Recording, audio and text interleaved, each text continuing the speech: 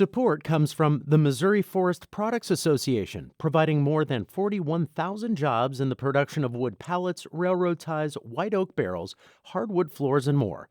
Details at choosewood.com. It's Wednesday, August 10th. This is The Gateway. I'm Wayne Pratt. One of the longest-serving superintendents in St. Louis public schools history is stepping down. Kelvin Adams says the next leader will be dealing with some vital issues. There's some real challenges around supporting kids in this community in terms of the social systems that need to be there to support them. Adams talks with St. Louis Public Radio's Kate Grumke about his decision in just a few minutes. Missouri voters will decide in November whether to legalize recreational marijuana. As St. Louis Public Radio's Sarah Kellogg reports, the Secretary of State has certified a petition to get the issue on the ballot. Jay Ashcroft issued 2 rulings on proposed initiative petitions. While one addressing ranked choice voting did not earn enough signatures, the other, which seeks to legalize recreational use of marijuana, did.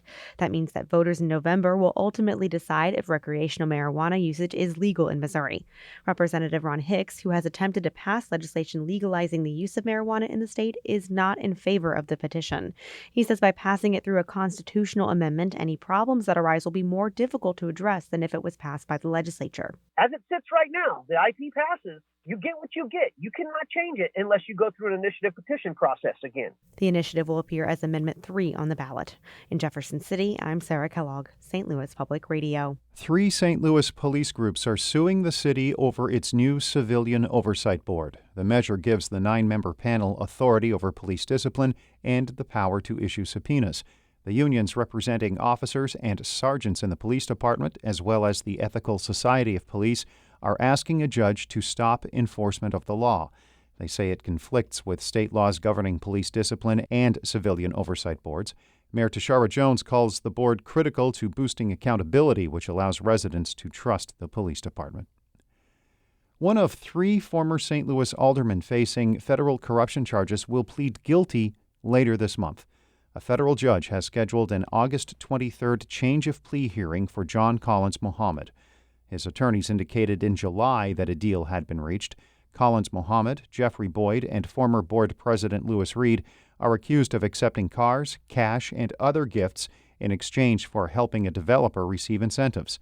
Reed and Boyd say they do not plan to file any motions ahead of trial. They have not yet stated whether they plan to change their not guilty pleas. The last grocery store in Mascoutah, Illinois, will stay open and remain in the family that owns it. St. Louis Public Radio's Sarah Fenton reports Tom's Supermarket in the St. Clair County community, though, is getting a new name. Locals in the Metro East suburb were worried when the owners of Tom's Supermarket filed for bankruptcy late last year. The brothers who owned the store had been in the local grocery business for 3 generations and had operated the supermarket company since 1996. A judge's order has allowed the brothers' nephew, Craig Norenburns, and his wife, Lauren, to buy the location. It will be rebranded as Betty Ann Market. Norenburns says he's planning to renovate, expand, and revamp the location near Illinois Route 4. We've got some stuff that'll be happening within the market that you won't really see in any other store kind of in the metro St. Louis area. Norenburns says he plans to keep the store open during renovations, which include a potential juice bar and integrating tech into the business. I'm Sarah Fenton, St. Louis Public Radio. FEMA workers today will start going through neighborhoods in the region affected by last month's flash floods. Disaster service assistance crews will be in St. Louis County, and St. Charles County. All those communities are federal disaster areas. Workers will help affected residents apply for FEMA's help with needs like fixing damaged homes and paying for temporary places to live. They will also link people to additional community resources.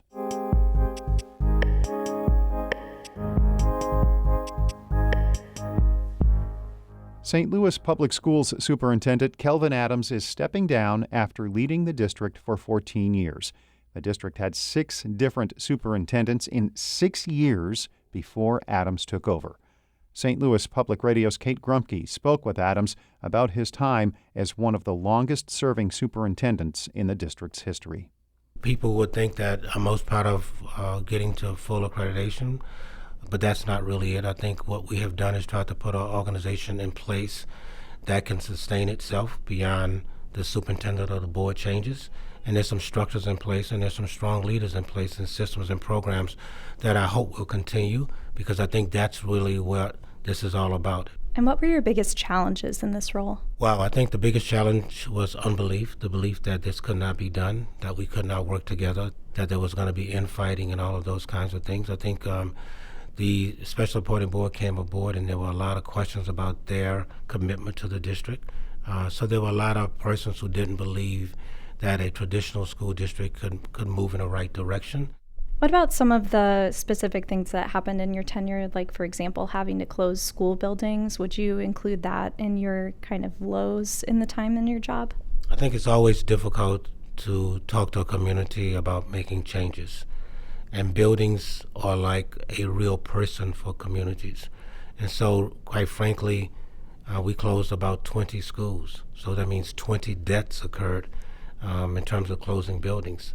That was a real challenge.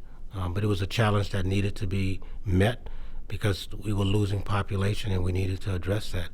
One of the other big things that talks to death as well, there have been over 150 students who have lost their lives who were in part of the St. Louis Public School District. So violence in this city is real and impacts us in a very real way and the communities that we support.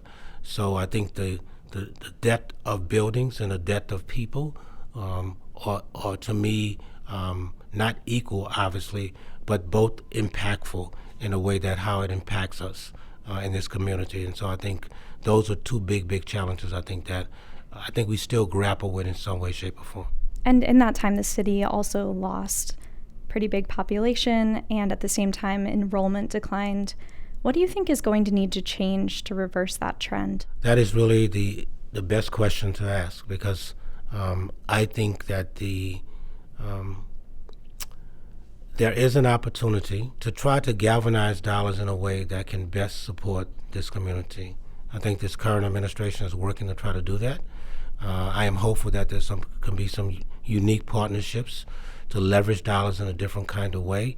But I think it really starts with adults. This is not a kid problem. This is an adult problem that really has to be addressed. And we have to learn how to work closely together to provide the safety net that our kids need. And so if you ask me as an exiting superintendent, I think the word partnership is critical.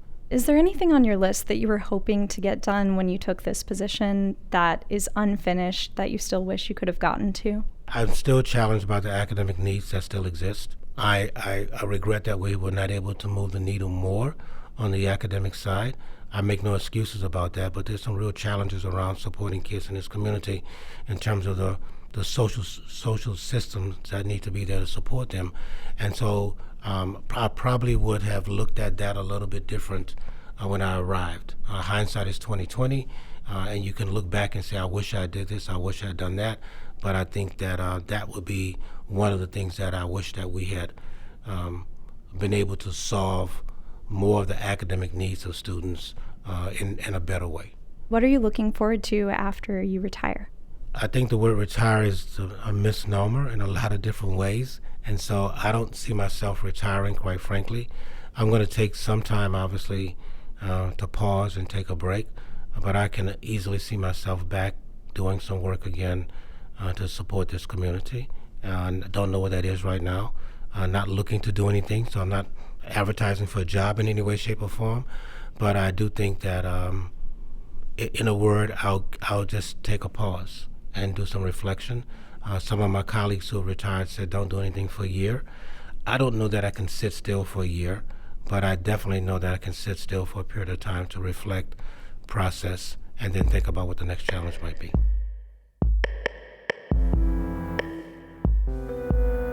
That was St. Louis Public Radio's Kate Grumke talking with outgoing St. Louis Public Schools Superintendent Kelvin Adams. Amy Mayer edited that report. The Gateway is a production of St. Louis Public Radio, a listener-supported service of the University of Missouri-St. Louis. Music by Ryan McNeely of Adult Fur. I'm Wayne Pratt. Have a great day.